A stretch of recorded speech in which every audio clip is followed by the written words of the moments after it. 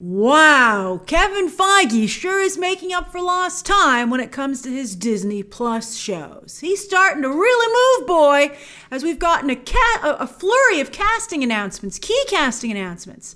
She-Hulk, now Ms. Marvel, and that means we should be getting some casting news soon also for Hawkeye. Did Kevin Feige find a way to get Haley Steinfeld to be Kate Bishop? She has to be. She is Kate Bishop.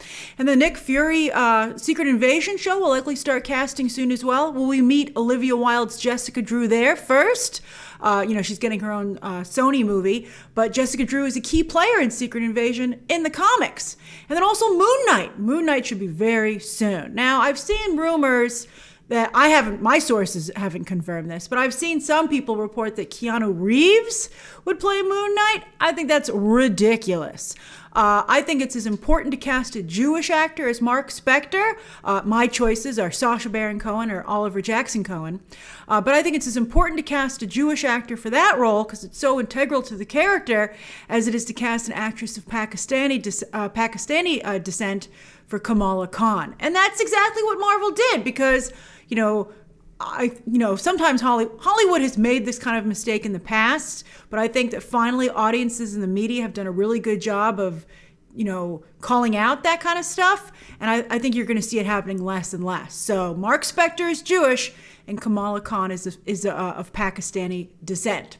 So yes, Iman Vellani, who has been cast in the role, is Canadian, but her parents are Muslim immigrants from Pakistan, which means she has a lot of personal experience to draw on, as Kamala Khan's parents immigrated from Pakistan to New Jersey. Great character. We're going to talk a little bit about the supporting cast later on in this video.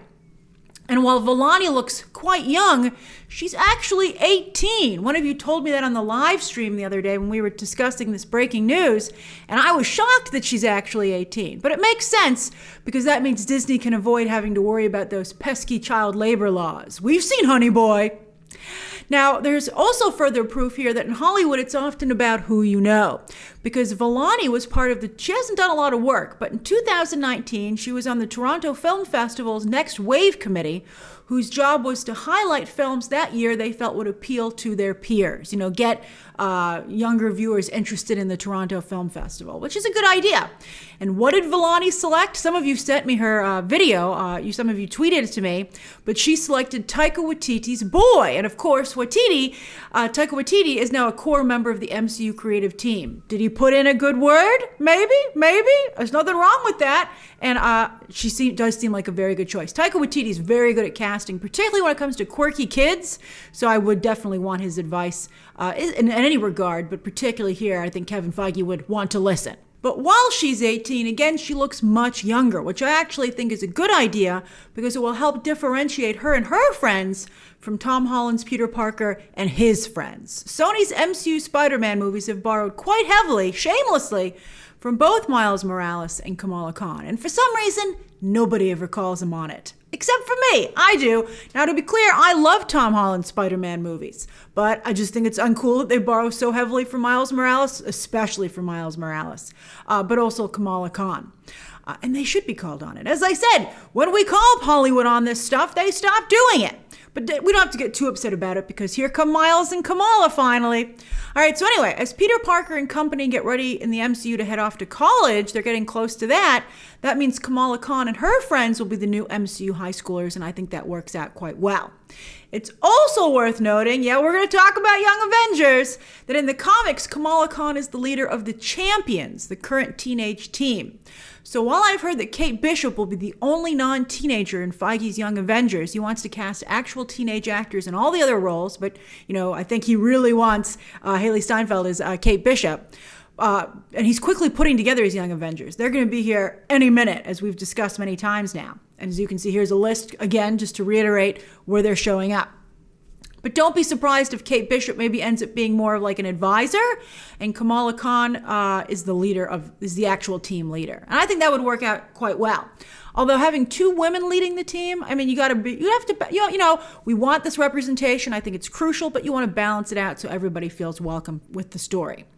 But anyway, Kamala Khan does, after all, know a lot about superheroes. She'd be at least a great co-leader. She can be a co-leader, and as she's a massive Avengers fan, as seen in the comics and most recently the Avengers video game, where she was front and center to expose her to more people. And I think most people had a very favorable reaction to the character. Although there she looked, I'd say, maybe college age for the main part of the game. She was younger at the beginning. But anyway, as I said in my review of the cutscenes for that video game, linked to that down below, while I love Kamala Khan as a character, absolutely adore her, I feel her powers are a bit too cartoonish. I mean, they're less Elastigirl and Reed Richards and more Plastic Man and Elongated Man. And I think that combined with her being such a fan and making it seem almost like she's commenting on the movies rather than in them, I think it takes her a little bit out of I want her to be a fully integrated member of the team. I really want this to succeed. And so I think it worked out in the Avengers video game. But I think it was close. It was close. So I mean, it's a tricky thing to pull off. I strongly advise the creative team on the Disney Plus show to think more along the lines of the former, Elastigirl and Reed Richards, and less the latter, Plastic Man and Elongated Man. I mean, really, is anyone going to miss her giant fists? I don't like them. I really don't like them, in fact. I also think she should ditch the domino mask, unless there's a discussion about underage heroes having to protect their identity. But then, a domino mask ain't going to cut it when it comes to keeping your identity a secret. I mean, I don't know. In the other places we play by those rules, like, oh, if Clark Kent puts on glasses, who knows he's Superman? Although some of you have said Anthony Starr in real life, you would never guess that he was Homelander, although he does have different hair color, which I think helps in that regard as well.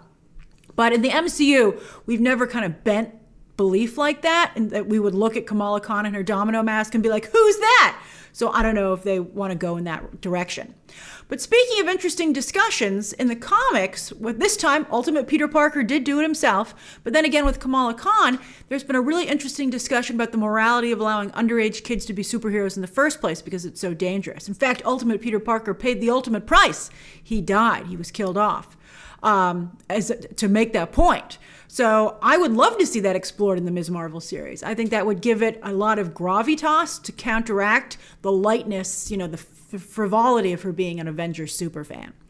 But I'm most excited for the supporting cast. I love Kamala Khan's supporting cast. She has a wonderful, loving Muslim family and a very accurate, G. Willow Wilson, who helped create the character, along with Sana Amanat, a Muslim editor, I believe, at Marvel.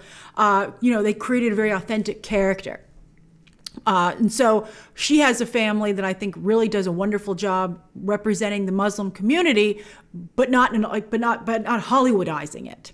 And that, by the way, that's never been depicted in a big blockbuster setting like the MCU before. And also, in addition to her family, Kamala Khan has a very diverse group of friends that not only represent diversity in terms of religion, but also she has a friend who's a member of the LGBT community.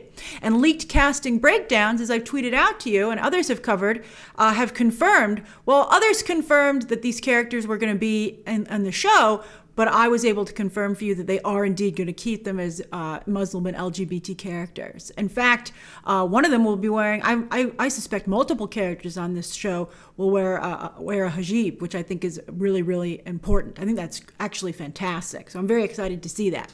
In fact, in the Avengers video game that just came out, they talked about Kamala Khan's uniform actually being a play on some of the sportswear that's designed for Muslim women. And I don't, maybe that was in the comic. I didn't quite pick up on it as much as I think the point was made stronger and more clearly in the video game, but I think that's also really fantastic.